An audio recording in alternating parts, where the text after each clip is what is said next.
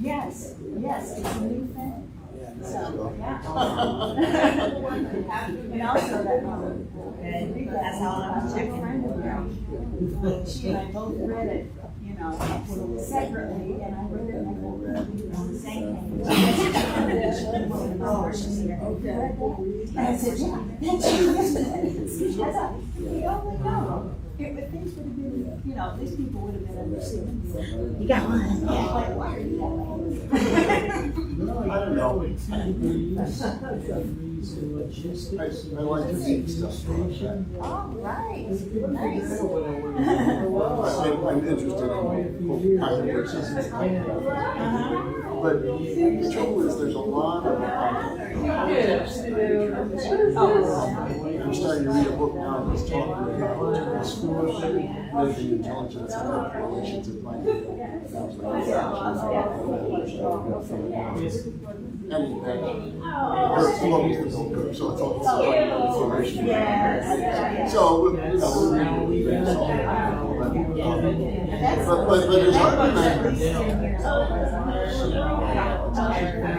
But his argument is that well, it can't be that helpful the way it's coming in, so sorry about that. But we'll go. you don't hear publicize their beliefs.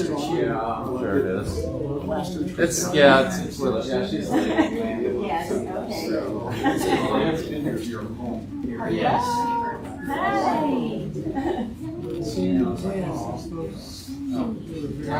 Tell Anna where, and that's Abby. Tell them where we went Friday afternoon. No. Oh, you did? Yes, we went to Cribbage. We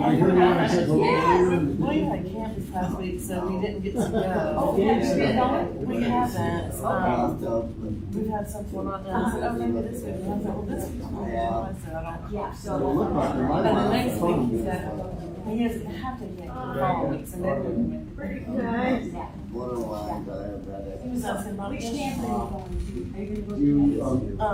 No, not this week coming up. Okay, he didn't take, he did one with the Kentucky camp at Willow Hill. And then he's doing a Lincoln.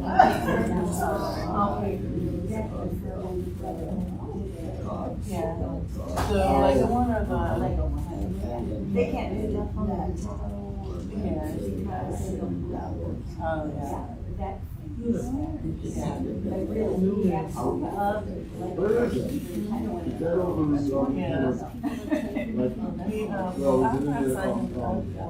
That's when I found out about Kentucky, and later in the summer they're doing a new thing also. One of the I don't know. And this is. Yeah. I got this theory. Oh, yeah. First of all,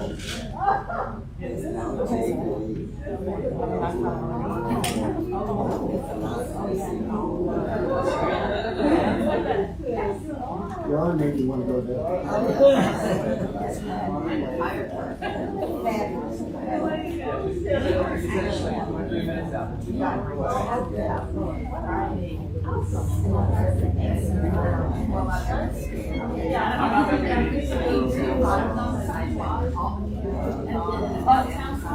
Yes,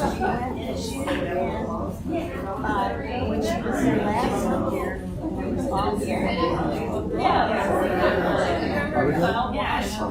What did they do about this? that's her last name.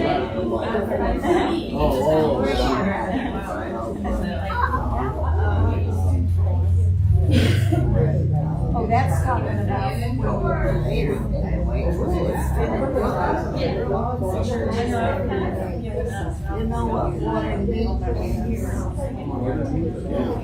know what I mean? Oh, yeah, I heard that, but I forgot. That's right to the talk. Yeah, she was there with the school. Hi. because I got my license last month. And I didn't realize that in Georgia, they give you 8 years, and I was laughing at that. She goes, what's so funny? I said, I don't think I'm gonna be driving in 8 years. So I'm hoping I'll be able to drive in 8 years. I'm Olivia Burton, Alicia. You'll probably be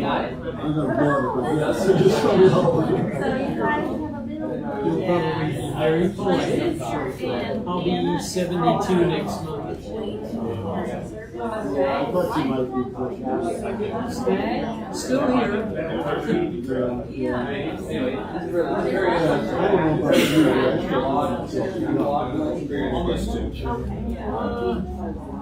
I always tell people I'm high mileage. Okay. Well, I'm not sure what that phone was. Okay. Poor maintenance. I think that's true of many of us. I don't Sophia. Some people still got it, I admire them very much. I found out from one of those people Oh, yeah.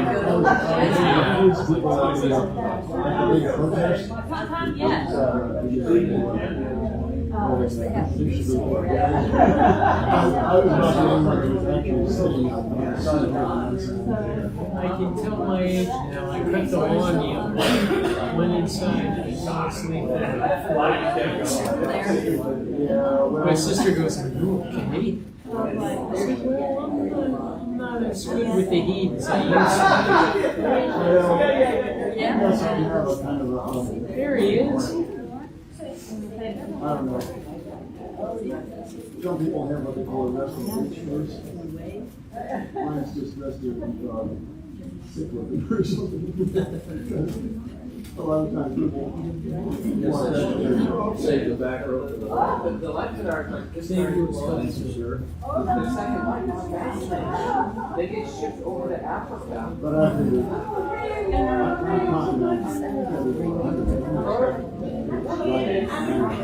that's what I'm hoping. Now, my eyes have been going bad. I'm not even sure. I'm surprised my eyes are still good. Actually,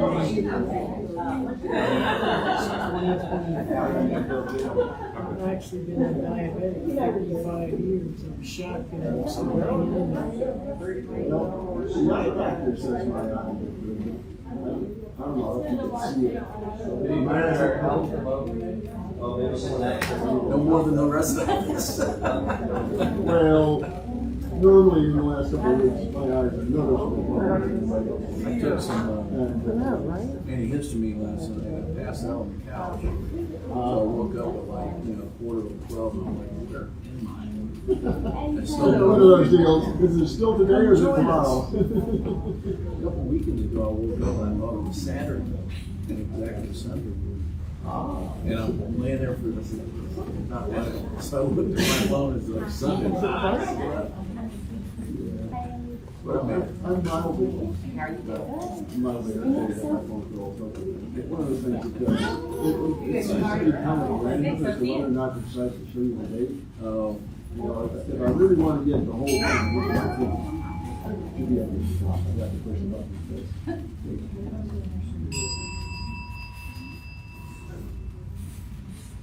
Welcome and good morning. Come, whoever you are, holding various beliefs, whatever your skin color or national origin, whatever your age or gender identity, whatever your abilities, whomever you love. You are welcome at the Unitarian Universalist Fellowship of Statesboro. You are welcome in this, our religious home. We extend a warm welcome to any visitors and guests. If you are a visitor, a guest, and would like, we invite you to take a moment now to introduce yourself. Anyone? And if we do have anyone who's visiting, She's keeping a low profile. I'll introduce I've been before, but I'm Olivia Burnson. This is my daughter Sophia and my husband Roger, and we are Alicia or B-Dots. I'm her daughter. Great. Yeah. Welcome. Good to have you here this morning. And We have Laura Gonzalez Angeles is here this morning as a visitor, as a speaker. Morning. And to anyone who is visiting, we hope that you have given or will give us some contact information in our guest registry, which is near the front entrance or on our website, www.uustatesboro.org, so that we can send more information. Thank you, members and guests, for sharing your resources during our offertory later in the service, or again, you can do that via the website. In the month of June, half of our offering that is not designated as pledge is being donated to Borough Prize and our Share the Plate program. Now, I invite you to join with me in reciting our congregational affirmation. Love is the spirit of this fellowship, and service is this prayer. This is our great covenant, to dwell together in peace, to seek the truth in love, and to help one another. Our worship leader this morning, for a second Sunday, because that's the way she signed up, the talented and beautiful Jean Bryant.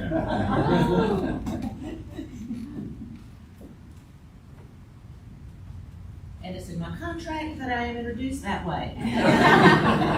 Good morning, let us worship together.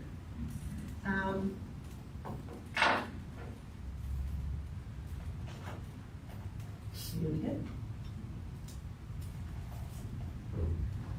We begin with the lighting of our chalice, a symbol of our religious heritage. I know I'm not good with this, right? Here we go. Please join me in reciting our chalice reading, and then rise and sing Rise Up the Flame twice.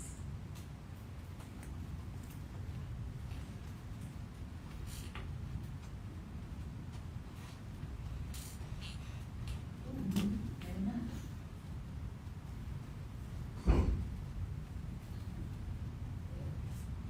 This is our chalice of love and light, uniting us all by day and night.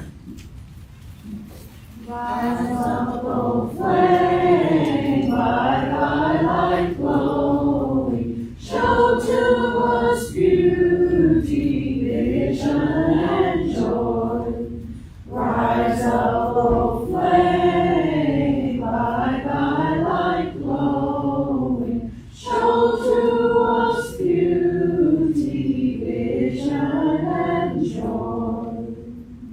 Let us honor the light within each other as we greet those seated nearby. Well, let's make it officially.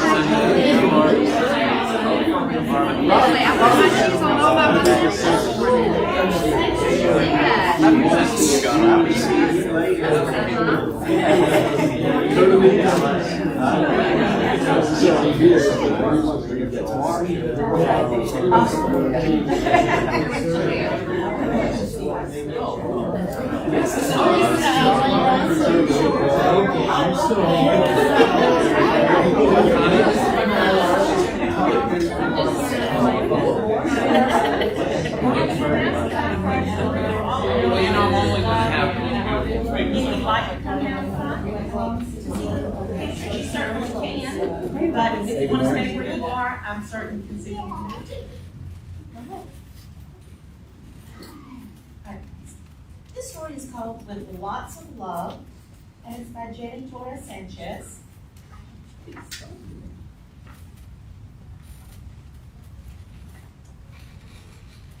Rocio had a new home, but she really missed her other home. The the little house where she used to live with Abuela, Tia Rosa, and her cousins. She missed Abuela's small grocery store where her grandmother sold fresh fruits, vegetables, pan dulce, and ice pops made of watermelon, mango, and coconut cream. Rocio used to visit Abuela's store every day. Abuela always called out, "Hola, mi amor!" Her voice sounded like a faraway flute. A big grocery store. Sometimes Rocio closed her eyes and pretended she was back at Abuela's store. The smell of spicy peppers and burnt sugar danced in her nose, and Abuela's gentle voice played in her ear. What Abuela means? Grandmother. So Abuela's grandmother. She could hear too the soft rustling of piñatas that hung from the ceiling. She missed those piñatas that Abuela made herself. They swayed and whispered every time she walked into the store. And she missed the sweet treats made from marmalade, sweet milk, and fruit that spilled from them at celebrations. If only she had asked Abuela to make her a piñata to decorate her new room in the United States. Rocio missed other things too. The banduelos drizzled with honey that Abuela made for everyone, and the extra sweet coffee that Abuela made just for her. She missed Abuela's warm tortillas and the way they smelled was fresh and sweet, like damp earth after a soft rain. There's a letter. She missed the pretty song of her language. She missed gazing out at the blue-black night sprinkled with stars with Abuela at bedtime. Most of all, she missed Abuela. She looked up at the nighttime sky from the window of her new house. It was full of stars, too. She searched for the brightest star and made a wish.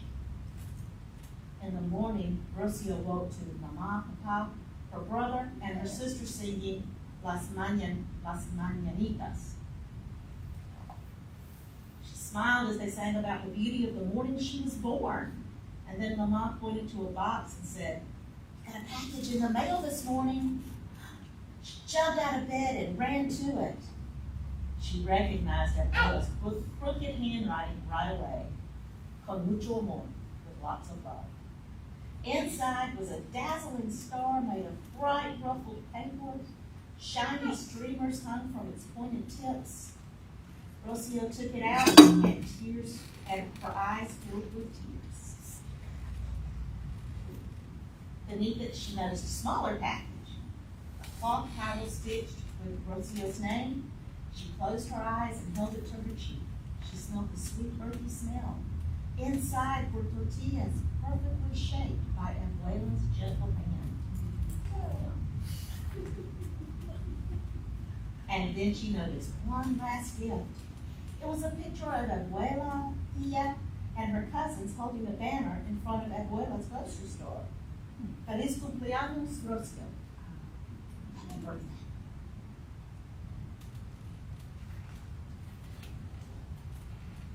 She kissed the picture and thought of the star she had wished on last night. Abuela had plucked it from the sky and sent it to her. That night, the piñata hung above Rocio's bed. The picture sat on her nightstand, and she blew Abuela a goodnight kiss.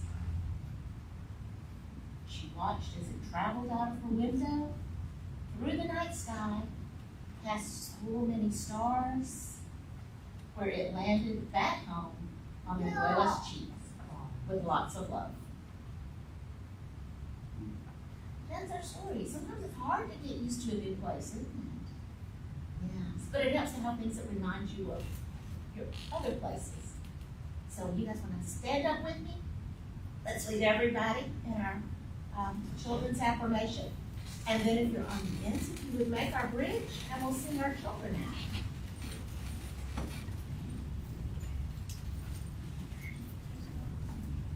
We are Unitarian Universalists, people of open minds, loving hearts, and helping hands.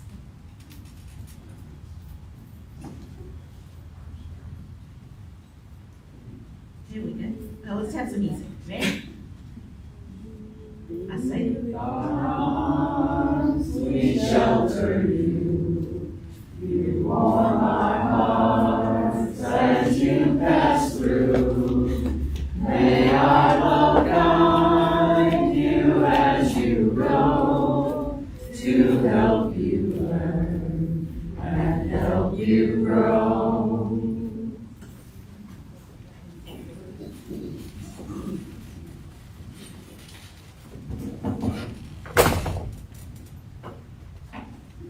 Listen to these words. This is from the book of Leviticus. This is the New International Version, verses 33 and 34. When a foreigner resides among you in your land, do not mistreat them. The foreigner residing among you must be treated as your native born. Love them as yourself, for you were foreigners in Egypt, and I am the Lord your God. Let us pause for a few moments of meditation or reflection.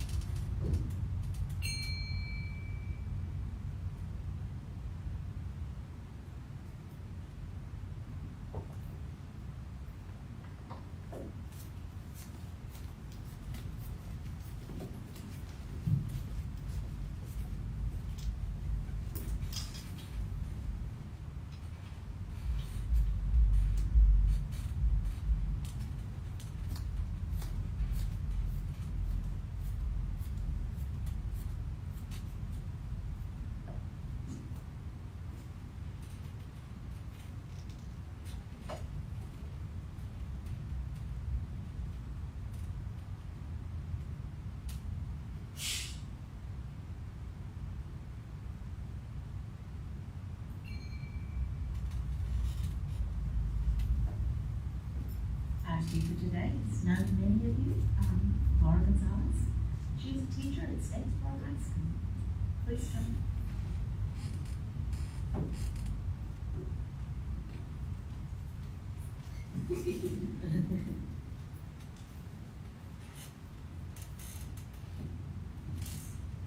Good morning. Thank you all for having me here today.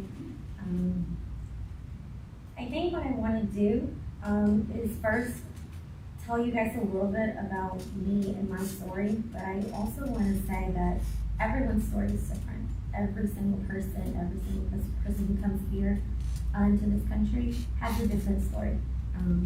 So yesterday I was actually asked, why do you guys come here? And it's a valid question, very valid.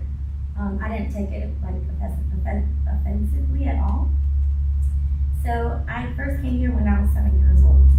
I lived in Mexico with my mom and my brother. He was 3 years old at the time, 7. And my dad lived here. He moved here a few years prior to us moving here.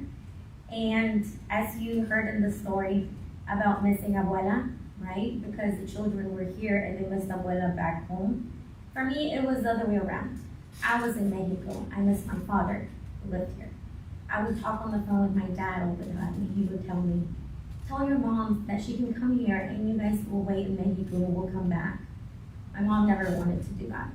And, you know, I don't hold it against my dad or my mom. Finally, my mom made the decision to bring us here and undocumented. So I do remember the journey. I do remember a lot of things about it. I do remember the moment that I had to put my toys away, the few toys that I had. I do remember that we grabbed bed sheets and put them over our couches and tables. We had one little tiny couch, one bed, and one table. Our house was not really a house, it was one little room, and it was made out of rocks and mud. That was our home. So I was blessed that, thanks to my dad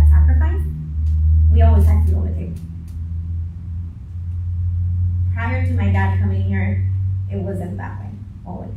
My parents went through a lot more harder things than I did. So my mom grew up practically on her own and her siblings. My grandma worked in Mexico City, trying to provide for her children. My dad, his dad was an alcoholic. His mom passed away when he was 6, so they were also being raised on their own. His grandma actually took them in and raised them. So when my dad came here, that was the last time he saw his grandma because she passed away and he was never able to go back and see her again. So I do think about my parents' sacrifice a lot. I think about how my father never got to see his grandma or his mom again. I think about how my parents have to live here. Always thinking about when are we going to get detained and sent back. And you know, when my mom made that choice to come here, I'm not sure if she knew everything that, you know, we were going to have to face, but she did know that we were going to be together and that she had hope that we would have a better life. So that is why she made that sacrifice. It was an experience that I have not forgotten. I was 7 years old, I remember. It was very tough. Thankfully, we found people throughout our journey who were there to help us. And that is one of the reasons why I believe in helping others, because people helped us when we were struggling, when we didn't have much. When we finally arrived here, we had to, you know, go to school, and then that was another journey. We didn't speak the language at all. So whenever we arrived here, they wanted to put us a grade back, and my mom, even though she didn't speak the language, she still advocated for me. And she told them that, you know, she shouldn't go back to 2nd grade. She already finished 2nd grade in Mexico. And she stayed on that and stayed on that. And thankfully, I didn't get held back like some of my friends did. Because their parents, they just listened to what the teachers said and suggested and went with it. So that is another reason why I became a teacher, because I wanted to advocate for my community.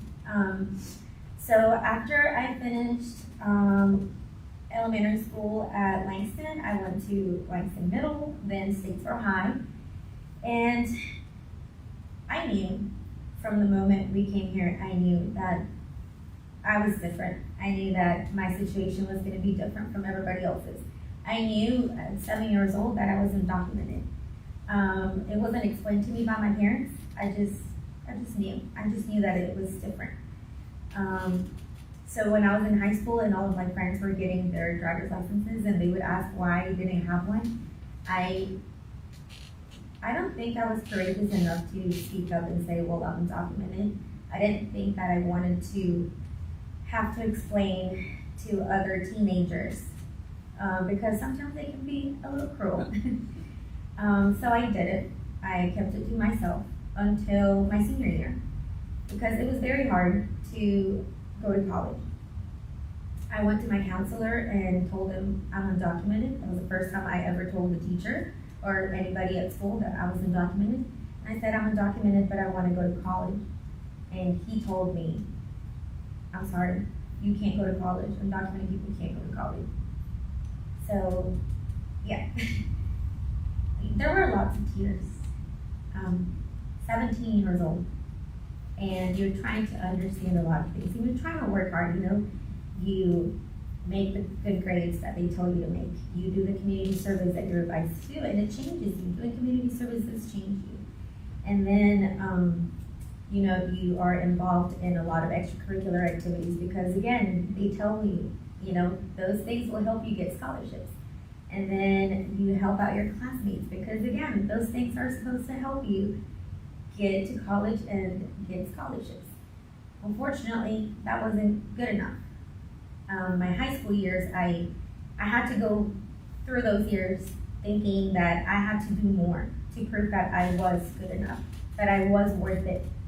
And after my counselor told me that I couldn't go to college, I started looking online, and I would go to bed really late trying to find any information that I could about where I could go to school, what scholarships I could apply for. And there wasn't much support that was given to me at the time. Ms. Maria Ray, as you all know, recently passed away. She was my mentor. I mean, she met me when I was 7. And she always helped me. She was my ESOL teacher. And then after I exited ESOL, she was still there, guiding me, helping me. And so we started applying for scholarships that were for Hispanic students. We started applying for schools that did not require for you to have a social security number, because I didn't have one. We did apply for scholarships that didn't have something at the bottom that said must be U.S. citizen or resident. So it was very heartbreaking every time I found a scholarship and I would be check, check, check, check. Can't. And I was very angry. Because you find yourself in a moment where you worked so hard.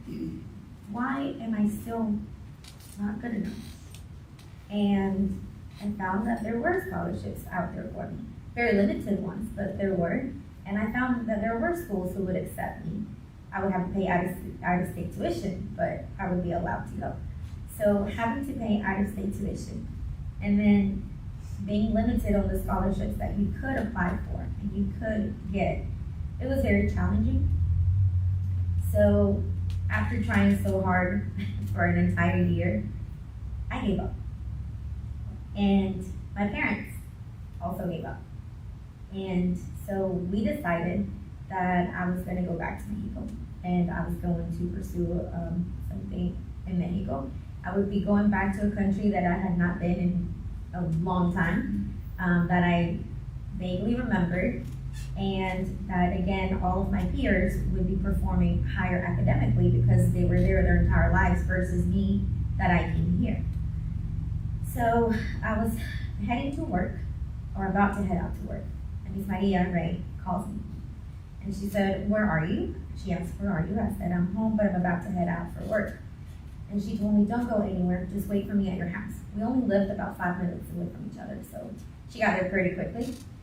And she said, I had already told her that I was going to move back to Mexico. And she told me, "You're not going anywhere. You're going to go to school here." And we found a way. We found a school that will accept you. We found scholarships that you qualify for. And I had already applied to that school. I have received my acceptance letter. I have already received a scholarship. But that school was a private school that charged $31,000 a year. And I only had $12,000 scholarship. But I had also applied to other scholarships and I received them. They gave me those scholarships. And then Ms. Maria, she knew I was a few $1,000s short. So she tells me that there's a scholarship. Part of me thinks that she was my scholarship. My church as well helped me out a lot. I played the guitar for my church. I was in the choir for about 3 years, from 15 to 18. And I never charged anything. I just wanted to do it because I learned how to play the guitar, so I wanted to do it for my church. My priest also called me into his office with my mom and said, "We would like to give you a donation because you served our church and we never paid you anything, and we would like to give you this money." So I think I had a total of 5 or 7 scholarships, and it paid everything, room and board, like tuition, everything. My dad at the time was still not self-employed. He was working for someone and his income wasn't what it is now, and so he was able to help me pay for 1 textbook. I did work, or started working since I was 12, and I did have money saved up so that I could buy anything else that I would need, and I did work every summer, and I would work after school while I was in high school. And so I was able to save up money for school. And then that was my first year of college. I didn't know anything about, when they ask you, what do you want to major in? I didn't know any of those things. I just kind of went for a lot of things. Finally, I found what I was passionate about, and I said, I wish that I had someone during those difficult years in high school to help guide me to what I needed to do to be successful, to pursue something else after high school. So that is why I became a teacher, because I thought that would be where I could be close to the students, build a relationship with them. A lot of them, even if you wanna help them, if the relationship is not there, you haven't built that relationship, they will not trust you. They will not trust you with their stories, they will not trust you with everything, because they think that it's dangerous for people to know about them, for people to know about their families, and it's just risky. So once they meet someone who went through the same struggles, then they're able to open up.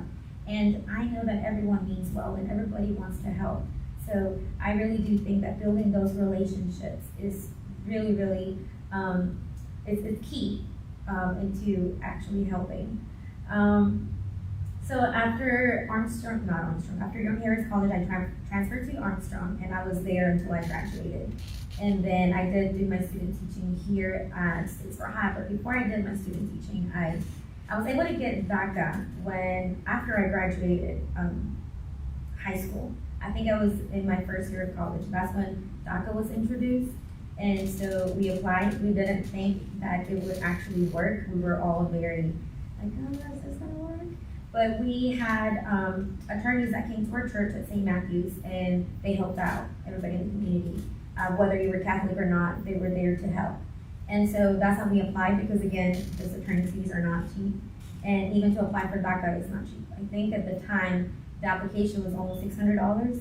And to renew, you have to renew every 2 years, more like a year and a half, because it takes forever to get your renewal. So that's another almost $600 every 2 years.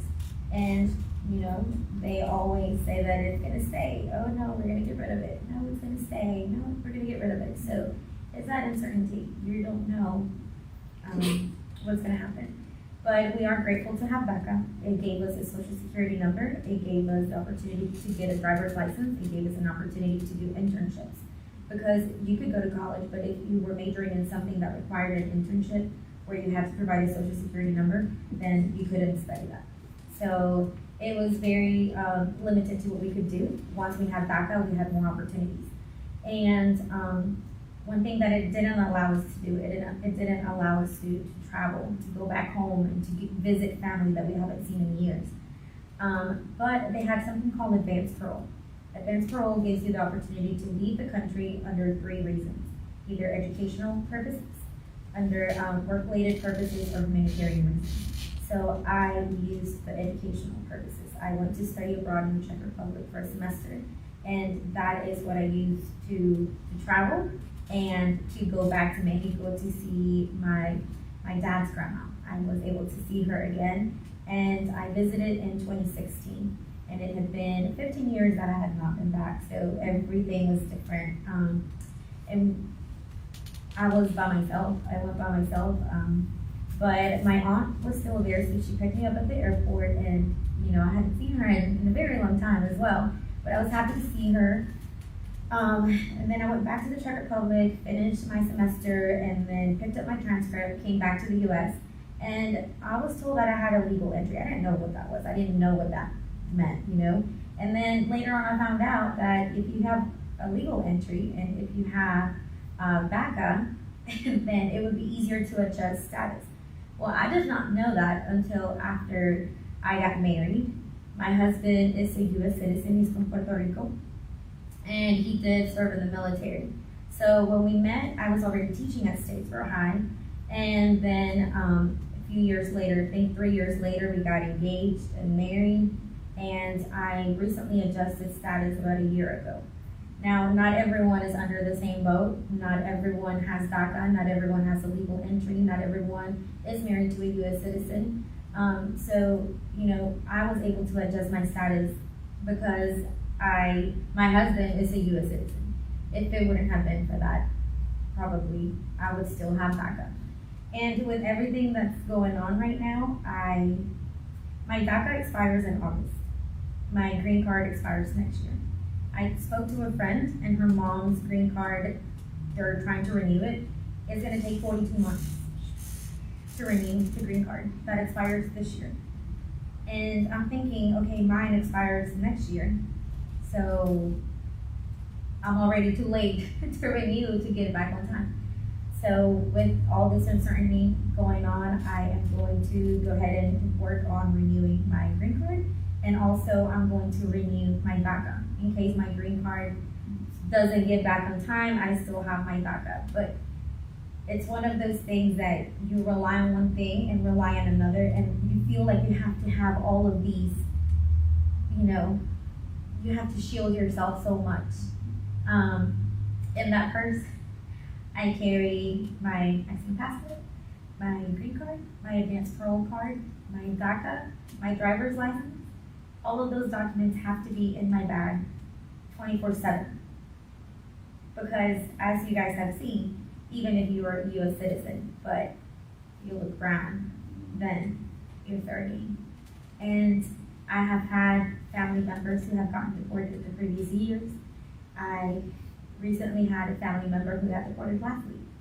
And it's one of those things that I know it's gonna sound bad and it's gonna sound wrong, but it's probably so weird that I don't cry about it anymore. I did in the beginning. I did, and I would panic, you know, but I feel like I'm so numb to it now, and that tells me that that's even worse. Like, that's not okay. I shouldn't be numb to it. I shouldn't, but the way I see it is I can't be emotional at that moment because I need to think logically about what I can do to help. So that is what I do. And it's not just me, it's a lot of the people in the community, people who have DACA, people who are U.S. citizens, people who are residents. Everybody is helping the community out. And it's really nice to see everybody come together and help each other. Because I don't think this is about political views anymore. I think it is about how human beings should be treated. And I feel like every human being should be treated with dignity and respect. So I will be sticking around if you guys have any questions or anything afterwards. But thank you guys for having me here, and thank you for advocating for the migrant community in Statesboro.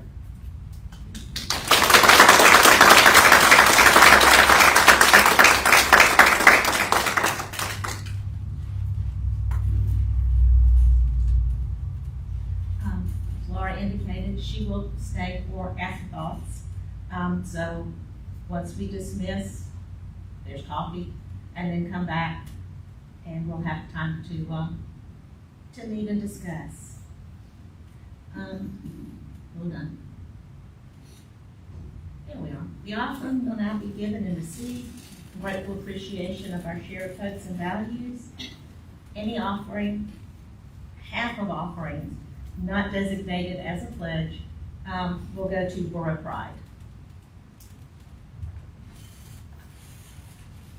And I'm going for music this time, y'all. Let's see what happens. Give thanks for the corn and the wheat that are reaped, for labor well done, and for barns that were deep, for the sun and the dew, and the sweet honeycomb, for the rose and the song, and the harvest brought home. Give thanks for the mills and the farms of our land, for craft and the strength in the work of our hands, for the beauty our artists and poets have wrought, for the hope and affection our friendships have brought. These gifts were gratefully received and appreciated. And we're going to sing about it again. Okay. Now's the time for joys and concerns. If you have a joy or a concern that you would like to share, please come forward. Feel free to light a candle or drop a stone. If you would like to not come, if you just want to speak from your chair, I'll be more than glad to drop a stone or light a candle for you.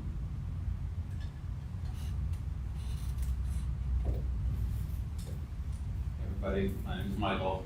Jim, would you mind putting a stone in for us today? I have so much to be grateful for today. One is I get to hear my friend Laura talk and hear her story, which I just really appreciated, knowing all of that, learning all that about you. But also, 29 years ago today, I married this woman here. I was thinking about the other day, I'm 60 now, so, and, you know, of course we dated beforehand, so I literally spent half my life with this woman, or I should say she spent half my life with me. And she's still grateful to see me every day, so I'm counting that as a win. And I'm just grateful to be here with you guys. I've missed you the last 2 weeks while we were traveling. Thank you. Yeah, that's done a joy. Would you light a candle? This is for our Kiki Cannon and her dad, John Gruber. He's been very, very ill. As a matter of fact, last weekend he was in the ICU and they were really concerned, but he's back home now. But Kiki says that they could both use the good thoughts right now in prayers, and his recovery is being hard fought, and it's taking all both of them have to fight.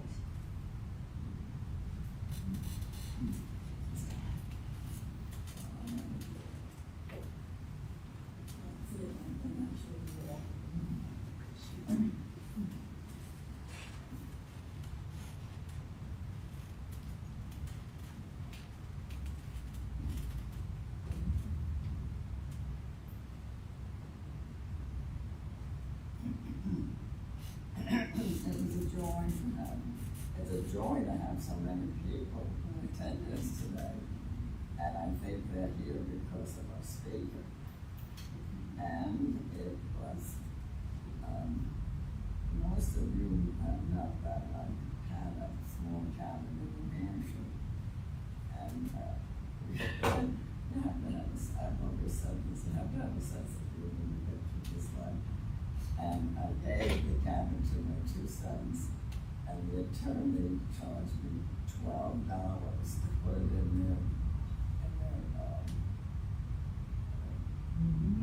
their ownership. Okay. So the minister that we like the most up in New Hampshire wrote this, and I had it laminated, and I'd like to share it with you. It said, wishful thinking is both sloppy and sentimental. We should think to wish instead to things a little closer to home. The courage to bear up under pain, the grace to take our successes lightly, the liberation that comes with forgiveness, the meaning to be found in giving ourselves to others, the patience to surmount things that are dragging us down, the joy to be gained in even the smallest endeavor, the wonder that lies between the sacred moments between birth and death. And his name is Bill Nelson.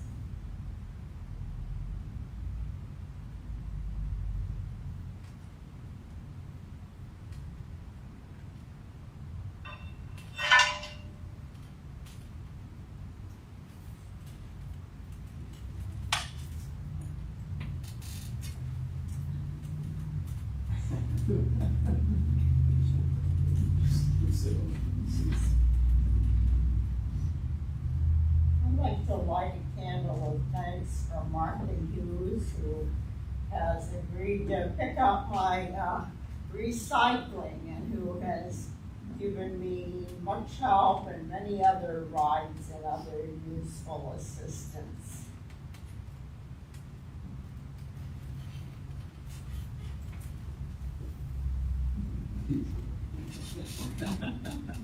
Hi everybody, I'm Siri. I wanted to just quickly thank Laura especially for speaking this is a story. And also say how grateful I am to have got to spend a little time away from Statesboro down in Jekyll Island this past weekend with our good friend Eduardo, who many of you know from the Statesboro Migrant Supporter. He's supposed to be here today, but he's just running late. This though is for Laura's family and for every family that's scared right now.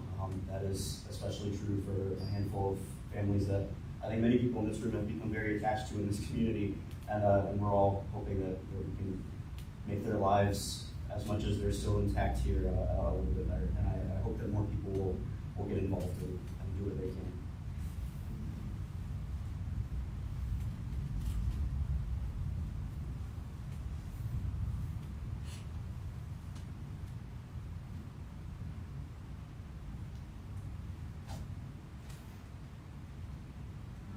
final candle in token, those joys and concerns that we all carry, but do not feel ready to share.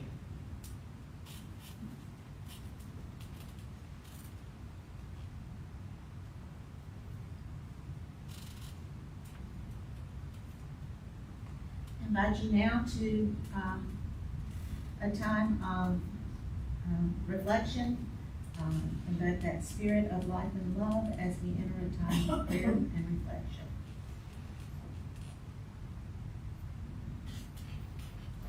May you know that we as a community are connected in these joys and concerns, that we may look to one another for support and affirmation. May we truly cherish this time we've shared together this morning in communion with each other and with all that we hold sacred. Amen. Blessed be. Now, normally we have a song here before we did Spirit of Life, but I found this reading, and we say service is our prayer, and I found this really appropriate. This is, if you want to look at it, it's a reading from the hymnal. It's it's number 462. It's not responsive. You're welcome. It is by Paul Robeson. I shall take my voice wherever there are those who want to hear the melody of freedom or the words that might inspire hope and courage in the face of despair and fear. My weapons are peaceful, for it is only by peace that peace can be attained. The song of freedom must prevail. Join me now. We're trying for music as we sing Spirit of Life.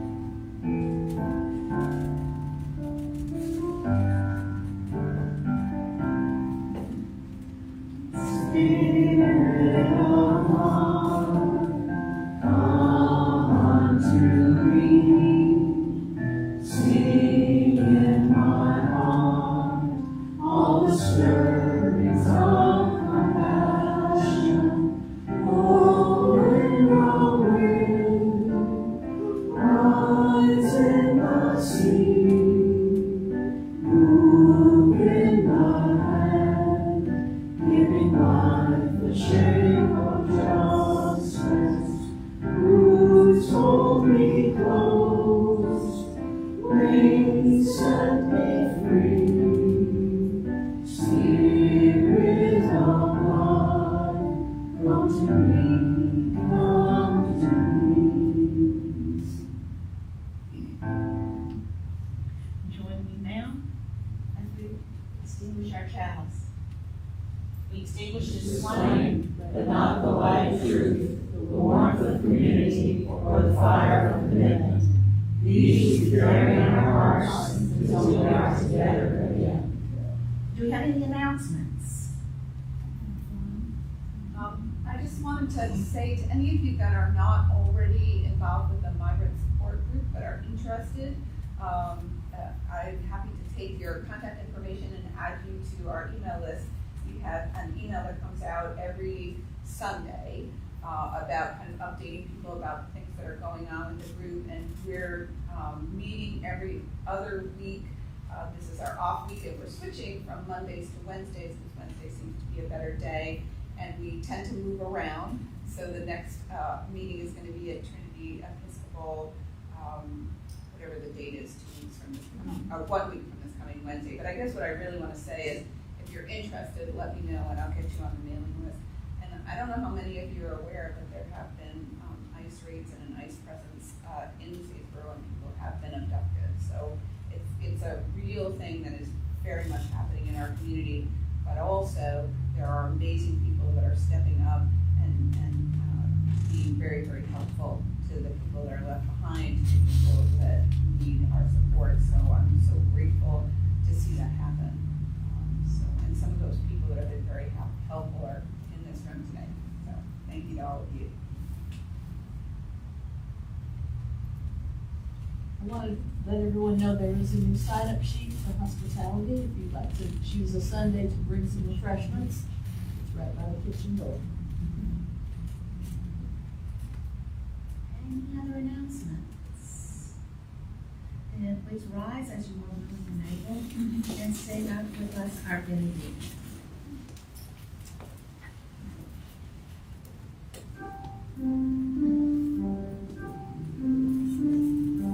Go now in peace, go now in peace. May the spirit of love surround you everywhere, everywhere you may go.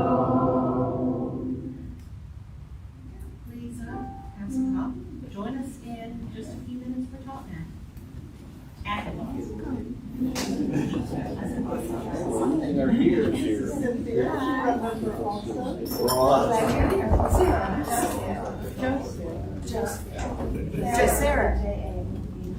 Sarah. That's a very pretty name.